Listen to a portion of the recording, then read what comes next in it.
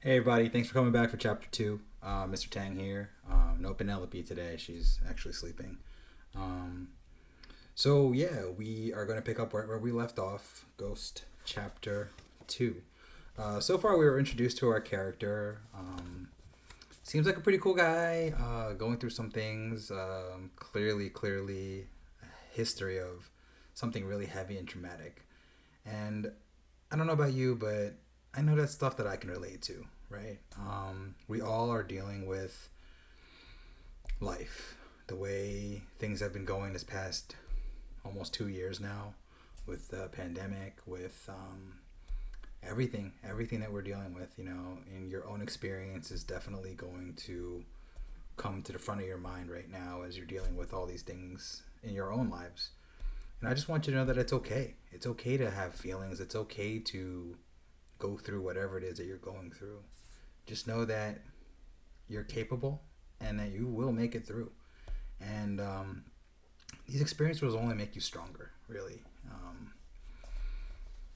I'm a firm believer that you will get through what you're going through, and hopefully you'll learn through that. We all will. We all become better having experienced life. Again, there's these ups and downs, and we just have to make the best of it. Appreciate what you have and learn from what you don't have. And yeah, as you can see, I made some progress cleaning my room, put some more stuff back up. Yeah, a lot of you have noticed that I do have an extensive collection of footwear, and I can leave that for another video. But I've always been obsessed. This is 20 years worth of collecting. Um, yeah, you can say I'm a little bit of a sneakerhead, but I don't want to get into that right now. So let's go ahead and jump right back into Ghost Chapter 2. Chapter 2. The world record for the fastest tryout ever. At first I watched through the gate.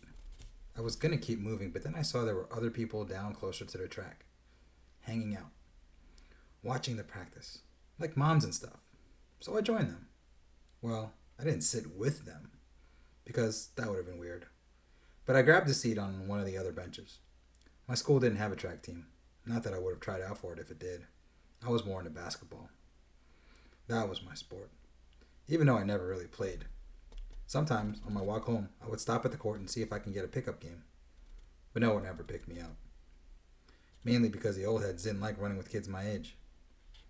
But I always had this feeling that if I could get on, I'd be the next LeBron. But I never wanted to be next. Whoever the most famous runner is. I never even thought about it.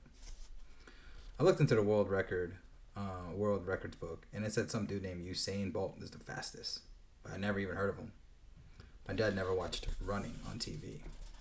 Are there even any famous runners? Like, seriously. I never heard of none. But judging from the way these kids were stretching and jumping around on the track, some of them probably have. Okay, let's get some high knees, the coach was commanding. He was short and bald, but I can tell that his baldly didn't come from all his hair falling out. He was one of those guys who shaved it.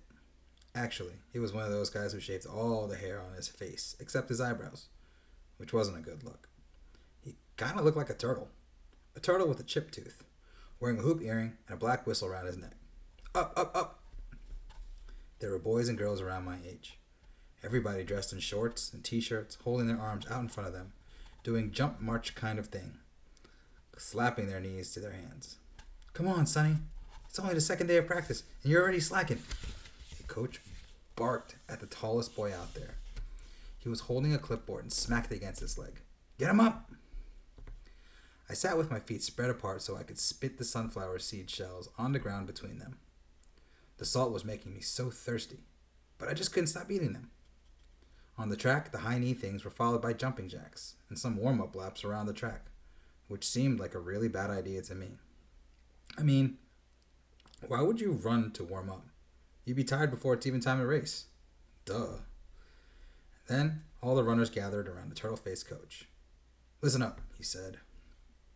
If you are on this track, you have either already been part of the defenders or you have been recruited to be part of the defenders. He was talking to them like they had just joined the army or something. I'm sure you all know what that means, but in case you don't, it means you're a part of one of the best youth teams in the city. We are the people The top high schools come to for talent. And if you go to a good high school and do well on a good team, guess what? You might even get to go to college for free. Don't nobody go to college for free. To run no races, I thought to myself, spitting out a shell. I hate when they get stuck in your tongue and you gotta do that spit flick thing. So annoying. A weird looking kid. I can't really explain what he looked like. Well, let me try. You know I said Mr. Charles looked like James Brown if James Brown was white? Well, this kid looked like a white boy if a white boy was black. Wait, that doesn't make sense. Let me start over. His skin was white, like the color white, and his hair was light brown. But his face looked like a black person's. Like God forgot to put the brown in him. Wait, is Mr. Charles or not? Is that like Mr. Charles or not? Forget it. Anyway, the boy raised his hand. Yes, Lou? The coach said. Is it true you ran in the Olympics? The kid asked. Is it true you didn't? The coach shot back, playing him out. The boy called Lou stood there like he just got slapped in the face by one of Charlotte Lee's rubber ducks. Like he didn't know what to do. He stammered, not sure what to say. Don't worry about what I've done. Worry about what you want to do. If you stick with me, I can get you there. The coach wiped spit from the corners of his mouth. Now, he said, looking at his roll sheet. Let's see what we can do with you newbies. Lou, Bettina, Sonny, on the line. The three newbies hustled down to the other end of the track. Lou, you're up first. 100-meter on the whistle, the coach directed. The weird-looking dude, Lou, was decked out in the flyest gear, fresh Nike running shoes, and a full-body skin-tight suit, like a superhero.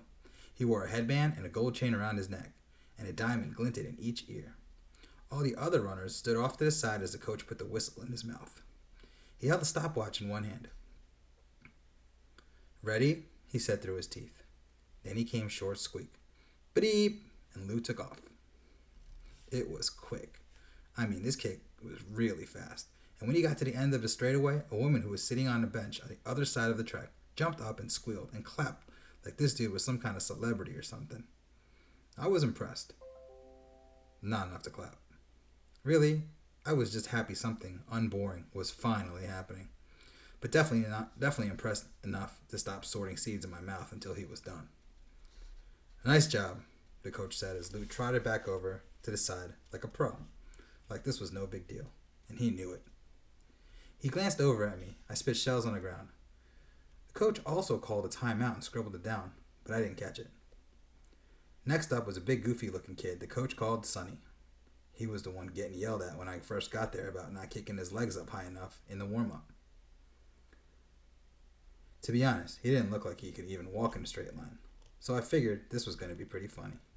Sonny got in position, closed his eyes, and took a slow, deep breath. Then the coach blew the whistle, and off he went. I could tell he was pushing as hard as he could, but he just wasn't going nowhere. It was like he was running into the wind, even though it wasn't a windy day. Like his shoes weighed a ton, or his bones were heavy or something. Nobody cheered for him, and a few other kids even laughed. We'll see who's laughing when we get to the mile, the coach barked at some sniggering runners. They all cut out quick. Sonny loped back over and joined the group unfazed. He didn't even mind that he had run the slowest I had ever seen anyone run. His sprint was like a jog. My mother probably could have smoked him. Mr. Charles might have even burned him up. And he's like 1,000 years old. The coach gave Sonny a nod, then turned to the next person. A girl. Next up, Bettina. The Bettina girl was tall and sprang up and down on her toes, rolling her neck and shoulders. I guess to loosen up. Her hair was yanked back in a stubby ponytail, with lots of frizz around the edges. When the coach blew the whistle, Bettina broke out in a flash, zooming down the track, definitely faster than Sonny. But not quite as fast as Lou. Still, I was impressed.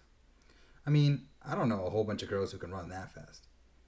Actually, I don't really know a whole bunch of girls who run at all. They always try to be cute in school, but I ain't mad about that. Y'all vets better look out for this girl. She runs the 800 like it's a skip down the block, the coach said, giving Bettina a high five. If anyone complimented me like that, I'd be trying hard not to smile, but would probably slip a little one in. But she, Bettina, just kept it cool and got back in line like it was nothing. I could tell she was no joke. After Lou, Sonny, and Patina ran, the coach told all the other runners, the vets, to line up and show the newbies how it was done.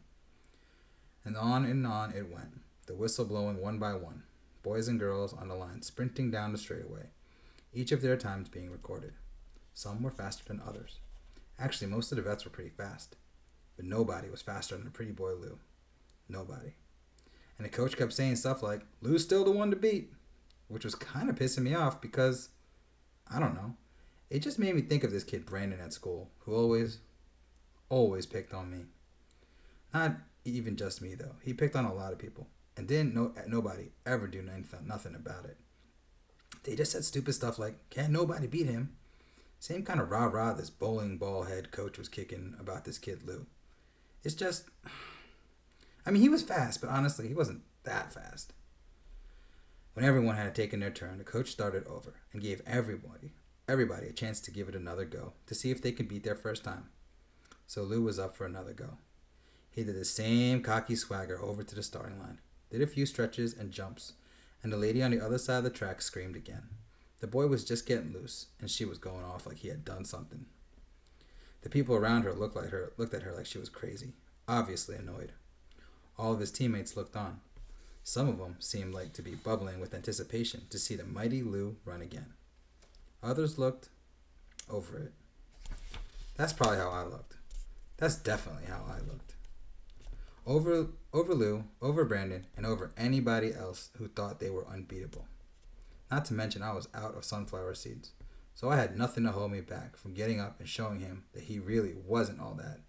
And I ain't never had a running lesson in my whole life. And I could keep up with him, if not beat him. So I stepped over all the sunflower seed shells that had piled up between my feet like a mountain of dead flies and walked, not on the track, but just beside it, on the grass. I lined up with Lou, who had now dropped into his on-your-mark stance. I didn't need to do all that. I just needed to roll up my jeans, tuck my laces in my high tops, and I was good to go. Coach Turtleface noticed me and called out, "Kid, what are you doing? Tryouts were last week." I didn't say nothing. And the coach followed up with, "This is a private practice." I still didn't respond. I just started scrunching up my sleeves on my t-shirt up to my shoulders. "Did you hear me?" The coach now asked a little louder this time. He started walking toward me. The other kids were looking at me like most kids did. Like I was something else. Like I wasn't one of them. But whatever. "Do you not understand what private means?" The coach jeered. I thought of a funny comeback, but I kept it to myself.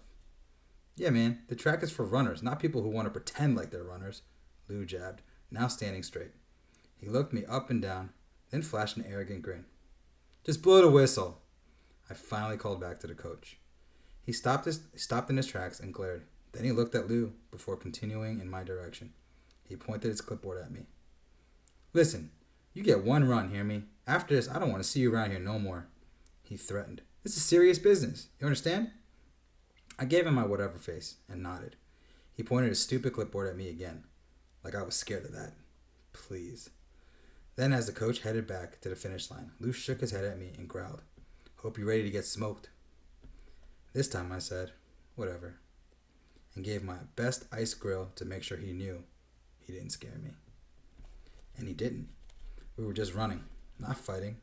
So why should I be frightened by some milk-faced running boy? Now back at the other end of the track, the coach yelled out, "On your mark." Lou dropped down, all fours again. I just put my right foot forward. "Get set." Lou put his butt in the air. I leaned in. Then, ba-deep. I wish I could tell you what I was thinking, but I can't. I probably wasn't just thinking nothing, just moving. Man, were my legs going. I pumped and pushed, my ankles loose and wobbly in my sneakers, my jeans stiff and hot, the whole time seeing Lou out the corner of my eye like a white blur. And then it was over. And everybody watching, all the other runners, clapped and hooted, pointing at both of us. Some had their mouths open, others just looked confused. But the lady on the other side of the track, not a peep. But all the people around her were standing and cheering. Lou walked in circles with his hands on his head, trying to catch his breath, panting, wheezing out. "Who won? Who won, coach?" "I don't know, son. It was pretty close," the coach said like the words were sour in his mouth. I walked back over to the bench, grabbed my backpack, to keep my part of the deal, headed out. I'd made my point, and it wasn't like I even wanted to be part of their little club. I just needed everyone to know that that fancy white black boy wasn't all that. Kid! I could hear the coach's footsteps coming behind me. I was still trying to get my heart to stop tripping, and my lungs start working again. Kid, wait! Wait! He said, running up beside me. He was wearing those sweatpants, the swishy kind that make every step sound like a paper crumpling. Who you run for? He asked. What? Who do I run for? What kind of question is that? I run for me. Who else? I replied. I stopped walking. No, I mean, what team? No team. I see. He glanced over at the track. So then, who trained you? Somebody had to train you to be that fast. Nobody. I just know how to run.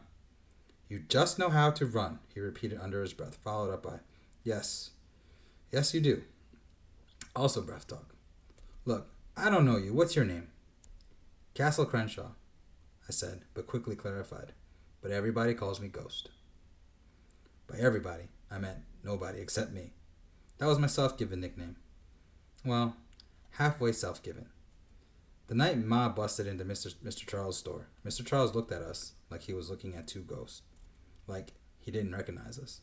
Probably because of how scared we both looked. So I started calling myself that. Plus, it wasn't the only time someone had looked at me that way. As a matter of fact, this man, the coach, was looking at me the exact same way that Mr. Charles did that night. Stunned. And I couldn't tell if it was because my name was Castle or because of my nickname. Okay, Ghost, I'm Coach Brody. We did a proper handshake. Listen, like I said, I don't know you, obviously, but I know you got something special. At least I think you do. So you want to join the Defenders and run with us? I didn't even think about it. Nope. Just like that. Nope. Judging by the look on the coach's face, I could tell nobody said no to running on his team. Ever. What do you mean, nope? Why not? All the other runners on the track were cracking jokes and playing around. Everybody but Lou. He was back on the line, down on his knees, like he was getting ready to take off again. Because my sport is basketball. You play ball? He asked, like he didn't believe me. Like I didn't look like I could hoop. Yep. For who?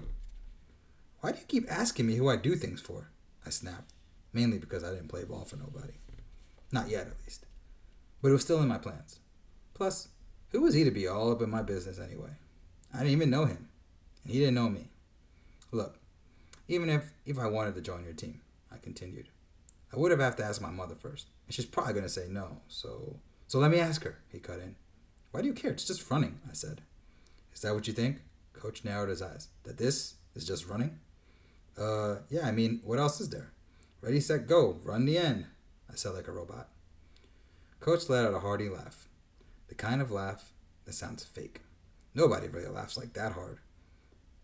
And that loud, without bending over like it hurts. We'll get to that, Coach said, cutting his laugh off instantly. Like I said, fake. For now, let's focus on the task at hand. If your mom says it's cool, will you join? Man, I told you. I play ball. Coach sized me up, biting down on his bottom lip. Okay, I'll tell you what, basketball is your sport, cool. But if you want to be a better ball player, join his team. You'll be faster and stronger than anyone on the court. Matter of fact, your legs will be so strong, you'll be dunking on people by next year. You think I'm stupid? I looked at him sideways. Ain't no way I could be dunking in a year. I never heard of no 8th graders that could dunk. Depends on what you say next. You are if you don't let me ask your mom about joining. Coach was looking at me like he was dead serious. Like he really thought running could help my hops and get me dunking by next year. What if that did happen? I would go right down the court with Sicko and them and demand to play. I kept checking his face for a sign that he was lying. A sign that it would have been easy to see because he didn't have any hair to disguise it. But there was no sign. No lie. Man, I'm telling you, she ain't gonna say yes. Good enough, Coach nodded. A sure smirk on his face. Practice is almost over. Might as well stay. And then I'll drop you off home. I'll talk to her then. Cool? Not cool. Not really. I mean, track? And who is this man? I've seen those weird shows where cyclists pose like coaches and stuff and get you all caught up, and the next thing you know, my mother's in jail too for handling this dude. I didn't trust him. But on the other hand, I didn't really have anything else to do or nowhere else to be. So I figured it was worth scoping him out. and seeing how he acted around all the other kids and their parents. I mean, I could always use a ride home, but I ain't no fool. After practice was done, everybody met up with the people waiting for them, family and friends or whatever. Coach spent a lot of his time talking to all the moms and dads, mostly moms, especially of the vets. They all acted like they really, really knew each other, like family, hugs and all that. And that made me feel a little better around him, because mom don't trust nobody around their kids. So I agreed on the ride. Coach and I walked to his car, which I was surprised to see was a cab. "You stole a cab?" I asked, while he cleaned a bunch of stuff off the seat. Food bags, shoes, water bottles, sports drinks. The front of his car was a mess. He threw everything in the back. "No," Coach said, brushing crumbs on the floor so I could finally get in. "What makes you think that?" "Because you a coach," I said, holding my backpack on my lap. "So how you get one?" "I coach because I love it, but it don't pay the rent. Being a cab driver does." He started the car. "Then why would you love coaching? Seems like if being a cabbie gets you paid, that should be what you love," I explained, what seemed pretty obvious, looking out the window. Coach backed out of the parking space. "Wait," I said. "You're not going to make me pay for this ride home, are you? Because if you are, you could just let me out and I can walk." "Why would I make..." Coach started, then stopped. Then he sighed. "Just tell me where you live." Where I live. When anyone asks me that about where I live, I get weird because people always treat you funny when they find out you stay in a certain kind of neighborhood. But I was used to people treating me funny. When your clothes are 2 sizes too big and you got no name sneakers and your mother cuts your hair, it looks like your mother cut your hair. You get used to people treating you so funny. So what's one more person? Glass Manor, I said. "You know where that's at?" Coach didn't blink. "Yeah, I know where that's at." We didn't really say too much in the car. Just zipped from one side of the neighborhood to the other. From one good side to the other side. It was my first time ever in a cab. I was used to walking everywhere unless I was going somewhere with my mom. Then it was on the bus. Coach talked on the phone most of the trip, judging by what he was saying.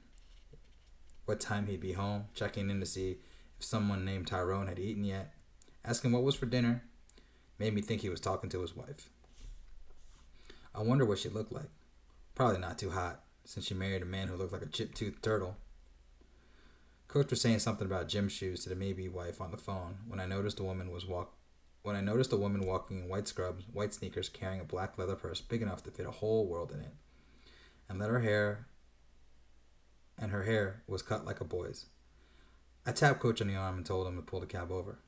"Hold on," he said to the person on the phone. Then to me. "What?" "Pull over," I repeated. "That's my mother." Coach pulled to the side of the street and rolled down the window. "Mom," I called out, waving to her. She looked and looked again, trying to make sure who she thought she was. "Cass?" she said, approaching the cab. "What are you doing in a cab? Matter of fact, what are you doing in front seat of a cab? No, answer the first question. What are you doing in a cab?" "Hop in," I said. "No, you hop out," she replied. "Ma." "Ma'am." Coach leaned over so she could see him. "It's fine, hop in. I'm just giving him a ride home." Then he added, "On the house." Coach swiped everything on the back seat to one side as I reached back and opened the door. My mother stood outside the cab for what seemed like a minute before deciding to climb in. And even after she did, she kept the door open, one foot still on the sidewalk, so she could jump back out if she needed. Her bag, which I knew was full of styrofoam containers of chicken and gravy or whatever gross but free meal we were going to be having for dinner, crunched on the seat beside her as she finally pulled her leg in and closed the door. "How was work?" I asked as Coach pulled back into the street. "Cass, don't how was work for me. Why are you in a cab? And excuse me, sir, no offense, but who are you?" she asked. "Told you, moms don't trust nobody around their kids." Coach adjusted the rear view mirror so he could see my mother in the back. "I'm Coach Brody, but everyone just calls me Coach. I run the Defenders City track team." "Uh-huh. And your son came and sat in on our practice today." Coach threw a quick glance at me. "Did you know he could run?" Did I know he could run? She was sitting directly behind me, but I could still feel the heat of her eyes burning through the headrest, scorching the back of my neck. "Yeah, he can run, like really run." My mother's just sort of grunted. I knew better than to say anything or even turn and look back at her. I just said to coach, make this left when we got close to my street. Coach made the left and continued. And I think he's got potential. With the proper coaching, he could be a serious problem. I felt like I had seen this in every single sports movie I had ever watched. All of them. Ma'am, your son has potential. If this went the way the movies, like it was in the movies, I was either going to score a game-winning touchdown, which is impossible in track, or die. Sir, I appreciate that, but let me tell you something. Cass is already a serious problem, my mom explained. And right now, he needs to focus on school, not sports. Right here, I murmured to coach to let him know to stop to let us out. I figured there was no reason to drag the conversation out. It went exactly like I thought it would. So I wasn't really even mad about it. He put his blinker on, pulled over, and put the car in park. Listen, coach turned around to look at my mother in the face. I totally get that. But what if I made you a deal? He went on. If he messes up in school, one time, he's off the team. One time? I squawked. One time. Coach held his hand out to my mother. I kept my eyes forward until I heard her exhale the breath of a long day. You're going to get him home every day? She asked. Yes. What about his homework? It'll be done. He sounded pretty confident for not even knowing me like that. Coach gave us both one of his cards. I put mine in my backpack while Ma gazed at hers, making sure everything was legit. Then she let out another big sigh. This time, probably the breath of a worried mom. Well, at least I'll know where he'll be at after school. She gave in. And that was it. Just like that. For the first time in my whole life, I was on a team. Whew. That was a long chapter, actually. I thought these chapters were going to be short, but that was pretty long. The next one seems a little shorter, I guess. So, yeah, Ghost Chapter 2. We found out that his name is Castle Crenshaw, and he goes by Ghost. Only by himself. He only calls himself Ghost, but that's what we're going to call him from now. Refer to him as Ghost. Well, thanks for joining me for Chapter 2, and be on the lookout for Chapter 3. Also, while you're waiting, feel free to check over the Miles Morales videos in that playlist, and get a taste of some Spider-Man action through the eyes of Jason Reynolds. All right, as always, support Jason in everything that he has done. Your local bookstores, your local libraries, any chance you get, feel free to go out there and read something that he wrote. And always be safe, be kind, and take care.